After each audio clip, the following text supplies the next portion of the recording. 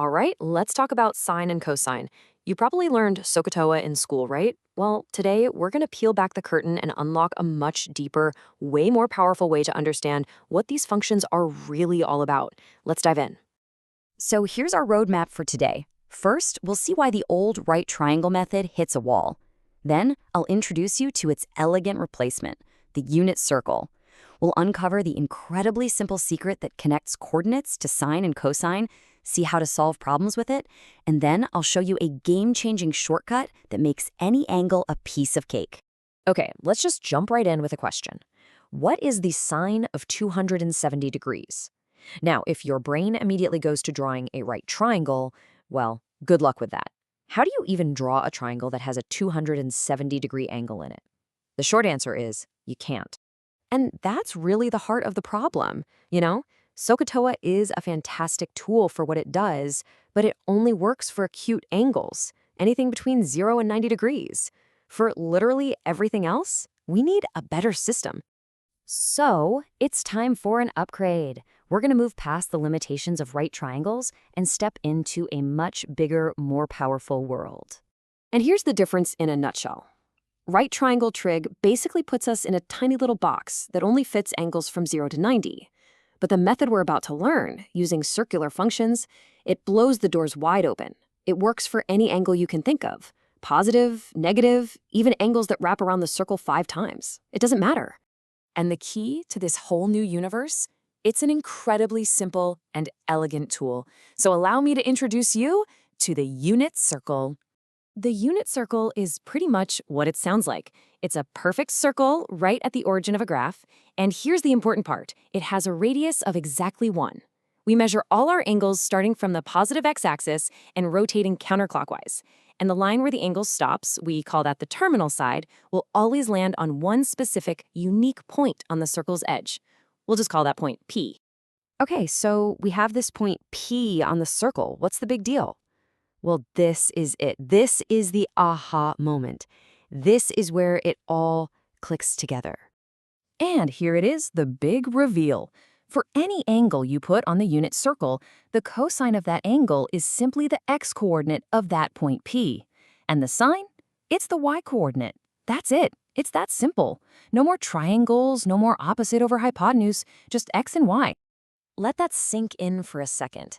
The coordinates of point P aren't just related to sine and cosine in some complicated way. They literally are the sine and cosine. Cosine is x, sine is y.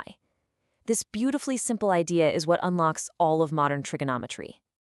Okay, so now that we have this incredibly powerful new way of thinking, let's actually put it to work and see just how easy it makes things.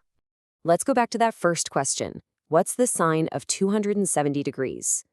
Well, on our circle, we start at the positive x-axis and we rotate 3/4 of the way around, and we land straight down on the negative y-axis. What are the coordinates of that point? They're 0, -1. Since sine is just the y-coordinate, sine of 270 degrees is -1. And hey, while we're at it, the cosine, the x-coordinate, is 0. See? Problem solved. No triangle needed. And this works for everything. What about a weird one, like a negative angle in radians, say -pi? No problem. A negative angle just means we rotate clockwise instead of counterclockwise. So, a half rotation clockwise lands us on the negative x-axis. The point there is -1, 0. So cos of -pi is -1, and sine of -pi is 0. Easy. Now, you might be wondering, why are we suddenly using radians like pi? Well, it turns out that radians have what's called a mathematical naturalness.